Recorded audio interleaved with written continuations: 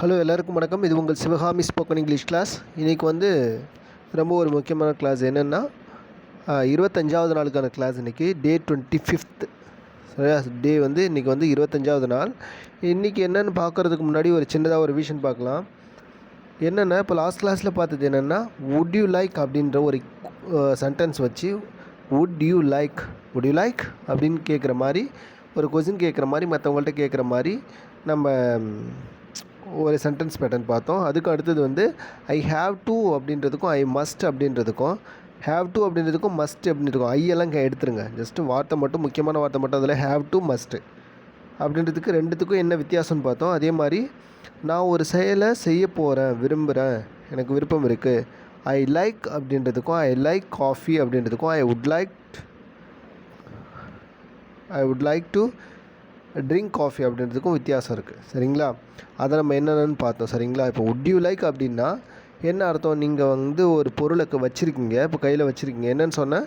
Would you like some chocolates அப்படின்னு கேட்குறப்போ நீங்கள் வந்து ஒரு சில சாக்லேட்டை வந்து கையில் வச்சுக்கிட்டு would you like some coffee, கொஞ்சம் காஃபி குடிக்கிறீங்களா, இல்லை would you like some chocolates அப்படின்னு கேட்டால் கொஞ்சம் சாக்லேட் சாப்பிட்றீங்களா அப்படின்னு அர்த்தம்.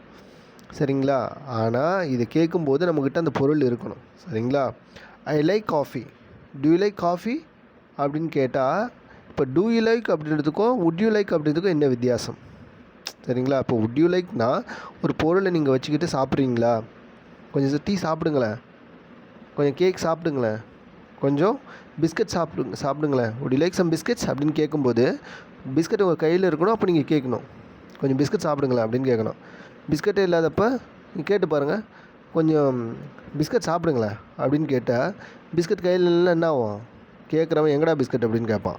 என்கிட்ட கிண்டல் பண்ணுறியா, எங்கே பிஸ்கட்டே இல்லை, பிஸ்கட் சாப்பிடு அப்படின்னு அப்படின்னு சொல்லுவான். அப்போது இந்த வுட் அப்படின்றது வந்து ஒரு பொருளை வந்து நீங்கள் ஆஃபர் பண்ணுறீங்க, இன்னொருத்தவங்களுக்கு வந்து கொடுக்கும்போது வுட் யூ லைக் அப்படின்ற வார்த்தை வந்து யூஸ் ஆகும். சரிங்களா? ரொம்ப முக்கியமான வார்த்தை. இதே மாதிரி வந்து வுட் அப்படின்ற ஒரு வார்த்தை மோர் பொலைட் அப்படின்ற இடத்துலையும் ரொம்ப பணிவாக நம்ம ஒருத்தவங்கள்ட்ட ஒன்று கேட்கணும். வுட் யூ லைக் சம் டீஸா, வுட் யூ லைக் சம் காஃபீஸா அப்படின்னு கேட்கும்போது உங்கள் வீட்டுக்கு உங்கள் ஆஃபீஸில் வேலை செய்கிற ஒரு ஹையர் அஃபிஷியல் ஒருத்தவங்க வந்திருக்காங்க. அப்போ நீங்கள் அவங்கள்ட்ட போயிட்டு, சார் கொஞ்சம் காஃபி சாப்பிடுங்களேன் சார், கொஞ்சம் டீ சாப்பிட்றீங்களா சார் அப்படின்னு கேட்கணும். அப்போ அப்படி கேட்கும்போது எப்படி கேட்கணும்? Would you like some coffee sir, would you like some cool drinks sir, would you like some biscuit sir அப்படின்னு கேட்கும்போது கொஞ்சம் சாப்பிடுங்க சார், கொஞ்சம் டீ சாப்பிடுங்க சார், கொஞ்சம் காஃபி சாப்பிடுங்க, கொஞ்சம் பிஸ்கட் எடுத்துக்கங்க அப்படின்னு கேட்கும்போதெல்லாம் இந்த வுட் யூ லைக் அப்படின்றத வச்சு சொல்லலாம்.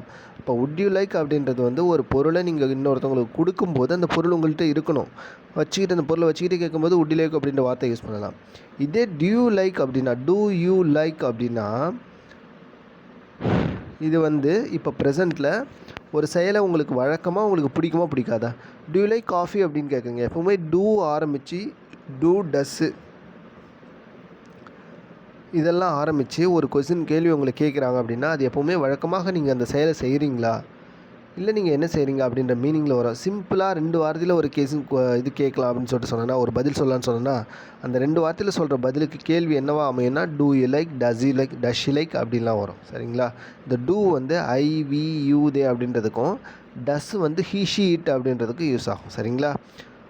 இன்னும் எலாபரேட்டாக சொல்லணும்னா டூ அப்படின்றது வந்து ப்ளூரலுக்கும் பன்மையிலையும், டஸ் அப்படின்றது வந்து ஒருமையில் உள்ள ஒரு நபரை பற்றி, சப்ஜெக்டை பற்றி பேசும்போது யூஸ் ஆகும். சரிங்களா? இப்போ வுட் யூ லைக் அப்படின்றதுக்கும், இப்போ டூ யூ லைக் காஃபின்னா உனக்கு காஃபி பிடிக்குமா அப்படின்னு கேட்கும்போது காஃபிலாம் கையில் இருக்கெல்லாம் தேவையில்லை. காஃபி பிடிக்குமானா அவங்க பதில் என்ன வரும்? பிடிக்குமா பிடிக்காதா அப்படின்னு சொல்லிவிடுவாங்க. ஆனால் would you like coffee, would you like coffee அப்படின்னு கேட்கும்போது, sorry would you like some biscuits அப்படின்னு கேட்கும்போது, would you like some coffee sir, would you like some biscuits sir அப்படின்னு கேட்கும்போது உங்கள்கிட்ட அந்த பொருள் கையில் இருக்கணும். புரியுதுங்களா? அதே மாதிரி ஐ வுட் லைக் அப்படின்ற சென்டென்ஸ் வந்து நான் ஒரு செயலை எனக்கு செய்கிறது பிடிக்கும் அப்படின்னா I would like to eat some biscuit, எனக்கு பிஸ்கட் சாப்பிட்றது கொஞ்சம் பிடிக்கும், நான் சாப்பிட போகிறேன் அப்படின்னு அர்த்தம். அப்புறம் வுட் யூ லைக் அப்படின்றதுக்கும் டூ யூ லைக் அப்படின்றதுக்கும் என்ன வித்தியாசம் அப்படின்னும் பார்த்தோம். சரிங்களா? அதே மாதிரி இப்போ தொடர்ச்சியாக ஒரு சில சென்டென்ஸ் பேட்டர்ன். இதுக்கு முன்னாடி ஒரு செயலை செய்கிறவர், அவர் செஞ்ச செயல், இது ரெண்டுத்தை பற்றியும் 2 வார்த்தையிலையும் 3 வார்த்தையிலையும் எப்படிலாம் பேசுகிறது அப்படின்ட்டு பார்த்தோமா. இப்போ என்ன பார்க்க போகிறோன்னா, சென்டென்ஸ் பேட்டர்ன் வந்து தொடர்ச்சியாக பார்த்துட்ருக்கோம். அதில் வந்து I am going to, I have to, I must, அப்புறம் would you like, do you like, அப்புறம் இந்த மாதிரியான சென்டென்ஸ் பேட்டர்ன் பார்த்துட்ருக்கோமா. ஒரு சில சொற்றொடர் பற்றி பார்த்துட்ருக்கோம். அதெல்லாம் எங்கே யூஸ் ஆகும்னு பார்த்துட்ருக்கோம். ஸோ அதே வரிசையில் தேர் இஸ் அப்படின்றதுக்கும் சரிங்களா, தேர் அப்படின்னு ஒன்று சொல்கிறாங்க. இப்போ தேர் இஸ்னால் அதுக்கு என்ன மீனிங் அப்படின்னு பார்க்க போகிறோம். அடுத்தது வந்து அதை வச்சு எப்படிலாம் பேசலாம் அப்படின்றத பார்க்க போகிறோம். ஸோ ரொம்ப முக்கியமானது, நிறைய இடத்துல யூஸ் ஆகும். நம்ம தேர் அப்படின்னாலே டக்குன்னு நமக்கு இன்னும் ஞாபகம் வரும்.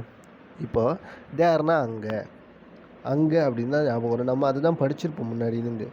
ஆனால் இங்கே வந்து தேர் இஸ் அப்படின்னா ஒரு சப்ஜெக்டாக தேர் அப்படின்ற வார்த்தை, அதாவது ஒரு வாக்கியத்தோட முதல் இடத்துல முதல்ல ஒரு நம்ம சென்டென்ஸை எழுதுகிறோம் இல்லை பேசுகிறோம், அதோட முதல் எழுத்தாக வந்து தேர் இஸ் அப்படின்னு ஒரு வார்த்தை வந்துச்சுன்னா ஒரு இருக்குது அப்படின்னு, ஒரு பொருள், ஏதோ ஒரு பொருள் இருக்குது அப்படின்னு. நம்ம தேர் இஸ்னால் இருக்குன்னு அர்த்தம். சரிங்களா. தேர் இஸ் எ பென்சில்னால் ஒரு பென்சில் இருக்குது. தேர் இஸ் எ பேனானா, தேர் இஸ் எ பென் அப்படின்னா ஒரு பேனா இருக்குது. தேர் இஸ் எ கேல்னால் ஒரு பொண்ணு இருக்கா. இப்போ இருக்கா ஆமி ஈஸ் ஆர்எஸ்லாம் சொன்னல. இப்போ தேர் இஸ்னால் இருக்குன்னு அர்த்தம். தேர் இஸ் நோன்னா இல்லைன்னு அர்த்தம். அப்போ இந்த இடத்துல தேர் அப்படின்றது வந்து அங்கன்னு சொல்லலை பார்த்தீங்களா. தேர் அப்படின்றது இருக்குன்னு தானே சொல்லுது.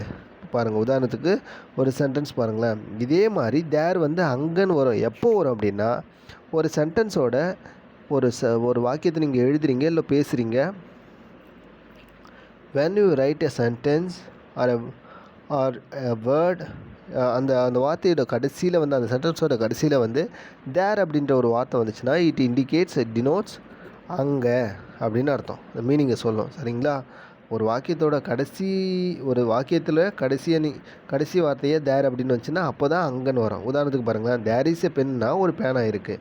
எ பென் இஸ் தேர்னா அங்கே ஒரு பேனா இருக்குது. A pen is there. அப்போ தேர்ன்றது கடைசியில் வரும்போது அது அங்கே அப்படின்னு சொல்லும். சரிங்களா. தேர் இஸ் எ கேல் அப்படின்னா ஒரு பொண்ணு இருக்கா.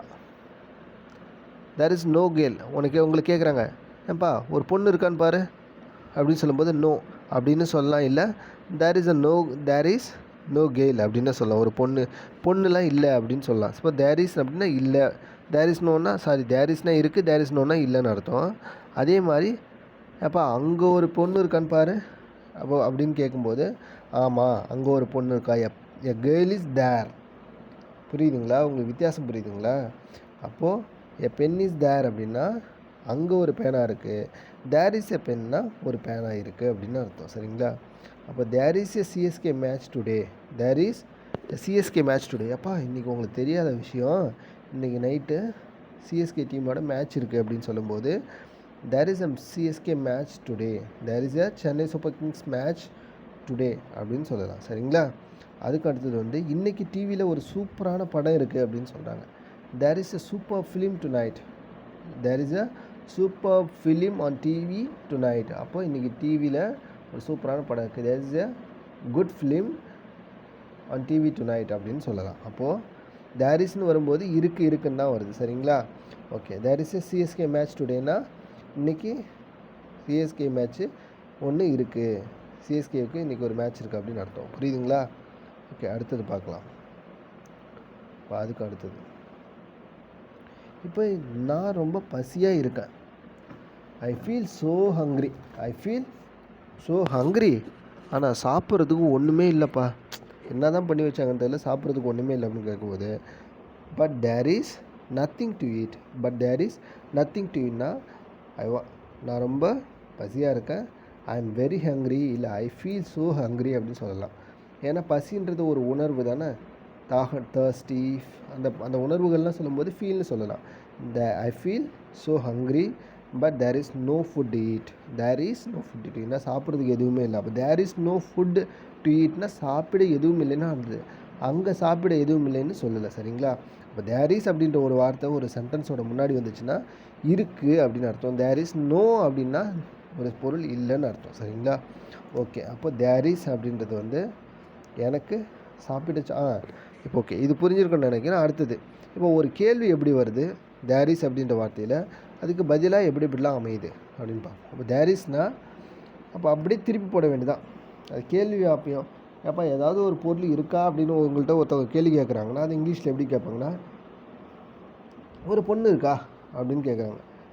ஏன்பா உங்கள் கிளாஸ் ரூமில் ஒரு பொண்ணு இருக்கா அப்படின்னு கேட்குறாங்க. ஒரு பொண்ணு இருக்கான்னு கேட்கும்போது is there any girl is there a girl in your classroom அப்படின்னு கேட்கும்போது உங்கள் கிளாஸ் ரூமில் பொண்ணு இருக்குது அப்படின்னு கேட்கும்போது இருந்தால் என்ன சொல்லுவீங்க? எஸ் அப்படின்னு சொல்லுவீங்க. Yes there is a girl அப்படின்னு சொல்லுவீங்க. ஒரு பொண்ணு இருக்குது, தேர் இஸ் எ கேர்ள்னு தான் சொல்லணும்.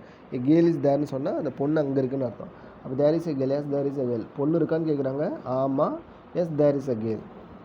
இல்லைன்னா நோ அப்படின்னு முடிச்சிக்கலாம். இல்லை தேர் இஸ் நோ கேர்ள் அப்படின்னும் சொல்லிக்கலாம். சரிங்களா? அப்போ இதை இன்னொன்று பாருங்களேன். வீட்டிலேருந்து ஸ்கூல் முடிச்சுட்டு போகிறீங்க. அப்போ எனக்கு எதாவது சாப்பிட இருக்காமா அப்படின்னு கேட்குறீங்க. அப்போது is there anything to eat அப்படின்னு கேட்குறேன். Is there anything to eat அப்படின்னா சாப்பிட ஏதாச்சும் இருக்கா அப்படின்னு அர்த்தம். அப்போ இஸ் தேர்னா இருக்கா அப்படின்னு அர்த்தம்.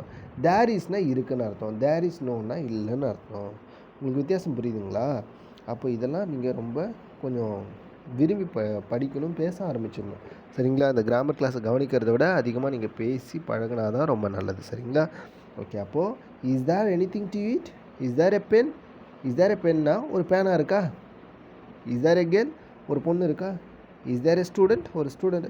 ஏப்பா அங்கே ஏதாச்சும் பசங்க நிற்கிறாங்களா? படிக்கிறது பசங்க நிற்கிறாங்க. Is there any pen? இப்போ பாருங்களேன், இப்போது நம்ம தேட்டரில் போய் படம் பார்த்துட்ருப்போம். ஒரு காலேஜ் படிக்கிறாங்க, இல்லை ஸ்கூலில் படிக்கிற பசங்க வந்து உள்ள தேட்டரில் படம் பார்த்துட்ருக்கானுங்க.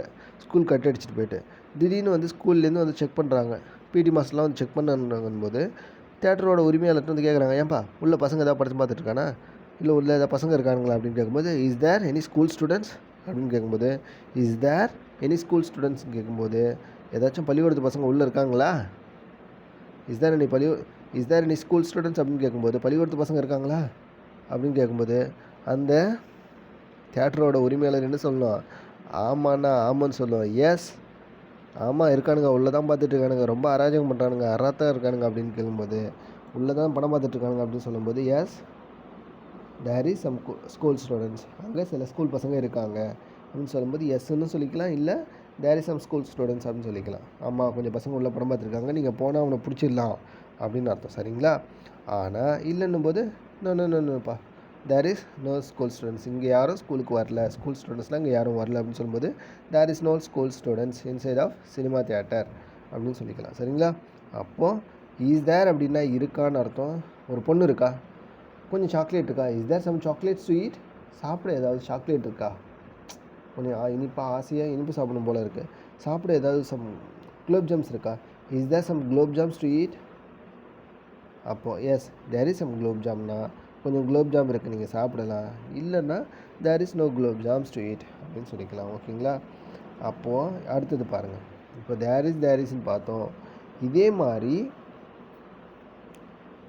இனிமேல் ஒரு வர காலகட்டத்தில் ஒரு பொருளோ இல்லை ஒரு நிகழ்வோ இருக்குமா? சரிங்களா? ஏதாவது ஒன்று நடக்குமா இருக்குமா அப்படின்னு கேட்குறதுக்கு, ஏதாவது ஒன்று வந்து இருக்குமா அப்படின்னு கேட்குறதுக்கு வந்து இனிமேல் வரப்போகிற காலகட்டத்தில் ஏதாவது ஒன்று இருக்குமான்னு கேட்குறதுக்கு எப்படி கேட்பீங்க? அப்போது ஒரு ஃபங்க்ஷன் இருக்குதுன்னு நாளைக்கு சொல்லலாம். இங்கே பாருங்களேன், நாளைக்கு ஒரு ஃபங்க்ஷன் இருக்குதுன்னு சொல்லலாம். அப்போது தேர் வில் பி, வில் வந்தால் என்ன சொன்னேன்? வில்லு வந்துட்டாவே இனிமேல் அது நடக்க போகிற செயலை பற்றி தான் சொல்லும் அப்படின்னா. அப்போது there will be a function அப்படின்னா ஒரு ஃபங்க்ஷன் இருக்குது.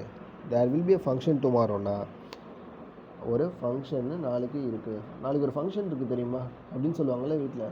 பத்திரிக்கை வேறு வச்சுட்டு போனாங்க, நாளைக்கு வேறு ஒரு ஃபங்க்ஷன், கல்யாண ஃபங்க்ஷன் இருக்கு அப்படின்னு சொல்லும்போது there is a marriage function tomorrow அப்படின்னு சொல்லலாம். சரிங்களா? அதே மாதிரி நாளைக்கு ஒரு வளைகாப்பு இருக்குன்னா there is a bangle wearing function tomorrow. அப்போ தேர் இஸ் வராது, தேர் வில் பி வரும். There will be a marriage function tomorrow, there will be a bangle wearing function tomorrow அப்படின்னு வரும். தேர் வில் பின்னா இனி வரும் காலத்தில் ஒரு பொருள் இருக்கா இல்லையா அப்படின்னு குறிக்கிறதுக்கு வில் பி அப்படின்ற தேர் வில் பி அப்படின்ற வார்த்தை வந்து யூஸ் ஆகும். இனி வரும் காலகட்டத்தில் அதே மாதிரி இல்லை அப்படின்றது சொல்லும்போது there will not be a function, there won't be a function tomorrow அப்படின்னா நாளைக்கு ஒரு எந்த ஒரு ஃபங்க்ஷனும் இல்லை. There won't be a function tomorrow அப்படின்னா there won't be a function டுமாரோன்னா நாளைக்கு எந்த ஒரு ஃபங்க்ஷனும் இருக்காது, இல்லைன்னு அர்த்தம். அதே மாதிரி இன்னொன்று பாருங்களேன், நீங்கள்லாம் ஊருக்கு கிளம்பிட்டீங்க, அப்பா நாளைக்கெல்லாம் நேரமே இருக்காது.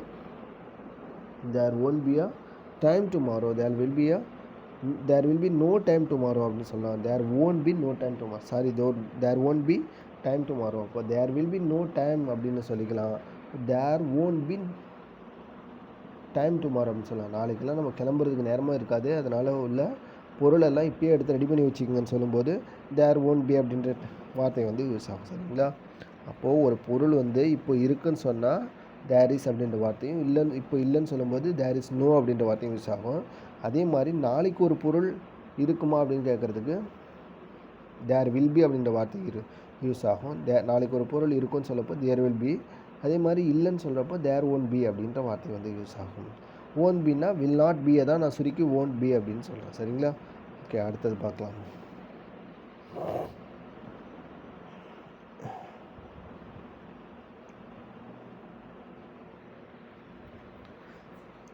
இங்கே பாருங்கள், இங்கே என்ன சொன்னேன்னா ஒரு ஆக்சிடெண்ட் நடந்திருக்கு, ஒரு பார்ட்டி நடந்திருக்கு, இப்போ தான் ஒரு பார்ட்டி நடந்திருக்கு. அடடா, இந்த ஃபங்க்ஷன், இப்போ ஒரு மண்டபத்துக்கு ஒரு ரோட்டோரமாக நடந்து போகிறீங்க, ஒரு ஃபங்க்ஷன் பார்க்குறீங்க, ஒரு கல்யாண மண்டபத்தை பார்க்குறீங்க, இப்போ தான் வந்து பார்த்துட்டு சொல்கிறீங்க ஒரு ஃபங்க்ஷன்லாம் இப்போ தான் நடந்து முடிஞ்சிருக்க மாதிரி இருக்குது. அப்போ அதை எப்படி சொல்லுவீங்க அப்படின்னா ஹேஸ் பீன் அப்படின்னு சொல்லணும். அப்போ இப்போ தான்ப்பா ஒரு கல்யாணம் நடந்திருக்கு. ஏன் அப்படின்னு கேட்டால் அந்த வாழை மரம் தோரணெல்லாம் அவுக்காமே வச்சுருப்பாங்க, உள்ள அந்த கல்யாணத்து வீட்டு சம்மந்தப்பட்டவங்களாம் கொஞ்சம் பேர் நிற்பாங்க. இப்போ தான் இந்த மண்டபத்தில் கொஞ்சம் கல்யாணம் நடந்திருக்குன்னு நினைக்கிறேன். அப்போது there has been a party, there has been a party அப்படின்னா இப்போ தான் கொஞ்சம் இந்த மண்டபத்தில் there has been a party in this mahal அப்படின்னா அப்போ இப்போ தான் ஒரு பார்ட்டி இந்த மஹாலில் நடந்து முடிஞ்சிருக்குன்னு அர்த்தம். அந்த ஹோட்டலில் நிறைய பார்ட்டி நடந்திருக்கு அப்படின்னா there have been many parties in this ஹோட்டல்னால் அங்கே நிறைய பார்ட்டிகள் நடந்திருக்கு அப்படின்னு அர்த்தம். சரிங்களா? இப்போ தேர் வாஸ் அப்படின்றது there was a party last நைட்னா, அப்போ தேர் வாஸ் அப்படின்னாலே வாஸ் வந்துட்டாலே கடந்த காலத்தில் ஒரு நடந்த செயலை பற்றி சொல்லுவோம். அப்போ there was a party last night அப்படின்னும் போது இப்போ நான் உங்களுக்கு வித்தியாசம் சொல்கிறேன். ஒரு நிமிஷம் இருங்க, நான் உங்களுக்கு வித்தியாசம் சொல்கிறேன். தேர் வாஸ் அப்படின்றதுக்கும் தேர் ஹேவ் பீன் அப்படின்றதுக்கும் வித்தியாசம் சொல்கிறேன். சரிங்களா? தேர் வாஸ் எ பார்ட்டி அப்படின்னா there was a party last night அப்படின்னா நேற்றிரவு தான் அங்கே ஒரு பார்ட்டி நடந்திருக்குன்னு அர்த்தம். சரிங்களா? தேர் ஹேவ் பீன் எ பார்ட்டின்னா இப்போ தான் ஒரு பார்ட்டி நடந்திருக்கு. இப்போ நடந்துச்சு, there was a party last நைட்னா நேற்று ஒரு பார்ட்டி நடந்தது அப்படின்னு அர்த்தம். There have been some parties in this hotel. Now there have been some parties in this hotel. இந்த ஹோட்டலில் இப்போ தான் ஒரு சில பார்ட்டிகள் நடந்து முடிஞ்சிருக்கு. அப்போ தேர் வாஸ் அப்படின்றதுக்கும் தேர் ஹேவ் பீன் அப்படின்றதுக்கும் வித்தியாசம் உங்களுக்கு தெரியணும். சரிங்களா? ஹேஸ் பீன், ஹேவ் பீன் அப்படின்றது வார்த்தை வந்து உங்களுக்கு பர்ஃபெக்ட் டென்ஸில் வரும் அப்படின்னு சொல்லியிருக்கேன். சரிங்களா? துல்லியமாக ஒரு காலத்தை, ஒரு செயல் நடந்த காலத்தை சொல்லும்போது நம்ம பர்ஃபெக்ட் டென்ஸில் சொல்லுவோன்னு சொல்லியிருக்கேன். அதே மாதிரி வந்து ஹேஸ் பீன் அப்படின்றதுக்கும் ஹேவ் பீன் அப்படின்றதுக்கும் வித்தியாசம் என்னன்னு சொல்லியிருக்கேன். ஹேஸ் பீன்னா நம்ம எப்பப்பெல்லாம் ஒரு நபரையோ ஒரு பொருளையோ ஒரு இடத்தையோ பேசும்போது ஒரே ஒன்று, அதாவது ஒருமையை பற்றி பேசும்போது, அதாவது சென்னை, மெட்ராஸ், அவன், அவள், அது, அந்த பொண்ணு, ரேஷ்மா அப்படி இப்படிலாம் சொல்லும்போது நம்ம ஹேஸ் பீனோ, ரெண்டுக்கு மேலே ப்ளூரல் ஃபார்மில் நம்ம ஒரு சப்ஜெக்ட் பேச போகிற சப்ஜெக்ட்டு நான் ரெண்டுக்கு மேலே இருந்துச்சுன்னா அதை ஹேவ் பீன் அப்படின்ற வார்த்தையை வச்சு சொல்லலாம். சரிங்களா? ஒரு பார்ட்டி நடந்துச்சுன்னா அப்போது ஒரு பார்ட்டி நடந்துச்சு, ஒரு பார்ட்டி நடந்திருக்குன்றதுக்கும் வித்தியாசம் இருக்குல்ல. There was a party last நைட்னா நேற்று நைட்டு ஒரு party, there was a party நேற்றிரவு ஒரு பார்ட்டி நடந்தது அப்படின்னு அர்த்தம். தேர் ஹாஸ் பீன் எ பார்ட்டின்னா ஒரு சில பார்ட்டி நடந்திருக்கு, ஜஸ்ட்டு நடந்திருக்கு அப்படின்னு அர்த்தம். அப்போ தேர் வாஸுக்கும் தேர் ஹாஸ் பீன் அப்படின்ற வார்த்தைக்கும் வித்தியாசம் என்னென்னு உங்களுக்கு புரியும்னு நினைக்கிறேன். சரிங்களா? இது ரொம்ப முக்கியமான கிளாஸ். ஸோ இப்போ நடந்ததெல்லாம் உங்களுக்கு புரிஞ்சிருக்குன்னு நினைக்கிறேன். தொடர்ந்து இணைந்திருப்போம். நாளைக்கெல்லாம் இன்னும் கொஞ்சம் அட்வான்ஸாக போவோம். மேலும் நிறைய டைம் வந்து பிரேக் ஆகிட்டுருக்கு ஒரு சில காரணங்களால், வேலை அதிகமாக இருக்கிறதுனால நம்ம வீடியோஸ் வந்து கிளாஸ் வந்து டெய்லி அப்லோட் பண்ண முடியல. இனிமேல் கடவுளோட ஆசீர்வாதத்தில் சீக்கிரமாக நம்ம எல்லா நாளும் போஸ்ட் பண்ணலாம். சரிங்களா? ஓகே, ரொம்ப நன்றி. நிறைய பேருக்கு இந்த மாதிரி கிராமர் கிளாஸ் யாராச்சும் கற்றுக்கணும் இருந்தால் இந்த தகவலை தெரியுங்க. ஓகேங்களா? பாய். நம்ம நாளைக்கு பார்க்கலாம். ஓகேங்களா? Bye to good night.